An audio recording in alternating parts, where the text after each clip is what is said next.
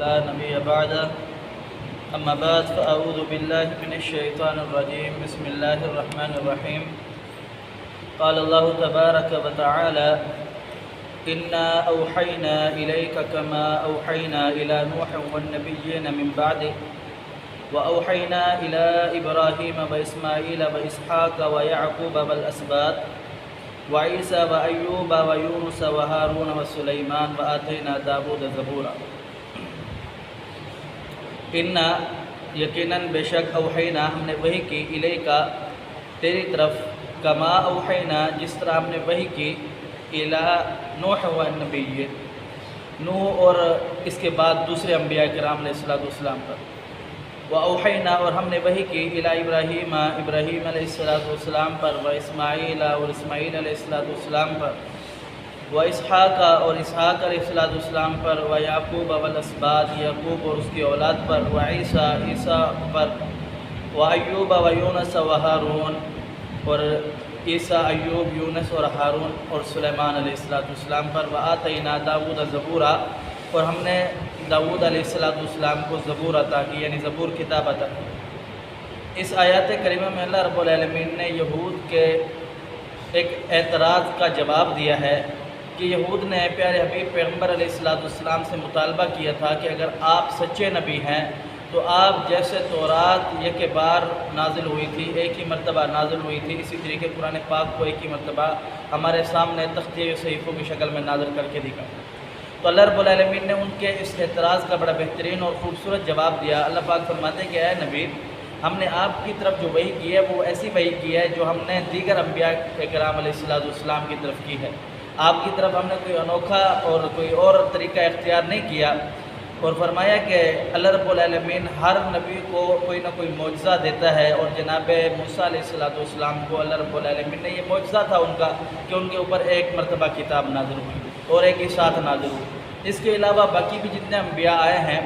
جناب نوح علیہ السلام ہے، ابراہیم ہے، اسحاق ہے، یعقوب ہے، اور بھی بہت سارے انبیاء کرام علیہ السلام ہیں جن پر صحیفے، کتابیں اور حکم آسمان سے نازل ہوتے رہے، اور ضرورت کے تحت نازل ہوتے رہے۔ جب اس کا وقت آتا تو اللہ پاک آسمان سے نازل کر دیتا ہے، تو وہ بھی الگ الگ نازل ہوئے۔ جس طرح آپ پر قرآن نازل ہوا، اگر ان کی نبوت پر کوئی حرف نہیں آتا، ان کی نبوت کو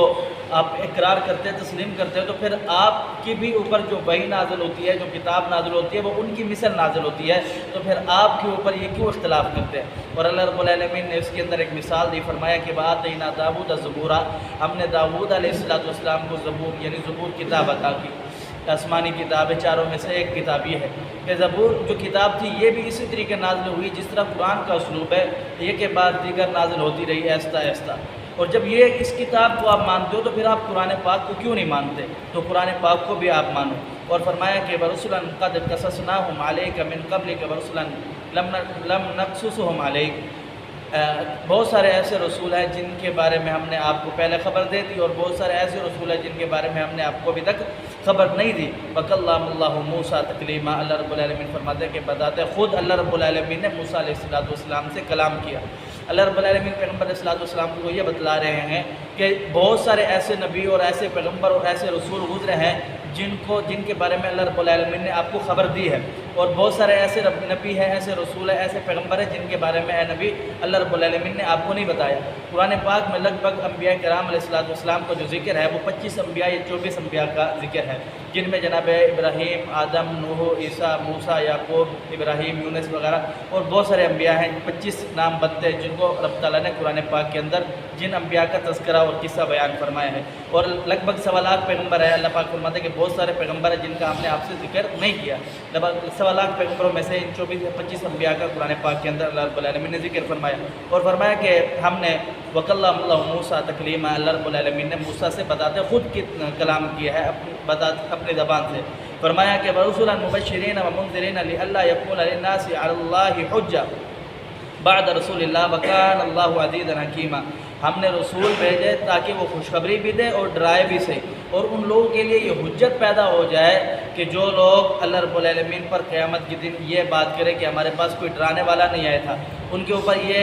دلیل پیش ہو جائے، اور اللہ رب العالمین خوب کمال حکمت والا ہے اور خوب علم رکھنے والا ہے۔ جناب ابی ہریرہ رضی اللہ تعالیٰ عنہ کی حدیث ہے، پیارے حبیب پیغمبر علیہ السلام فرماتے ہیں کہ جس شخص کو اللہ رب العالمین نے 60 سال کی عمر دی ہو، لگ بھگ 60 سال کا عرصہ اس کو عمر دی ہو، اور اس کو اللہ رب العالمین نے مہلت بھی دی ہو، صحت بھی دی ہو، اس کے بعد اللہ رب العالمین کے پاس ہو جائے تو اس کے پاس کوئی عذر نہیں ہوگا کہ اللہ میرے پاس حق نہیں آیا تھا۔ تو یہ حق ہے اللہ رب العالمین دراصل اس آیات میں سمجھانا یہ چاہ رہے ہیں یہود کو کہ پیارے حبیب پیغمبر علیہ السلام کی نبوت کا معاملہ کوئی انوکھا معاملہ نہیں ہے۔ جس طرح دیگر انبیاء اپنی دعوت اور تبلیغ اور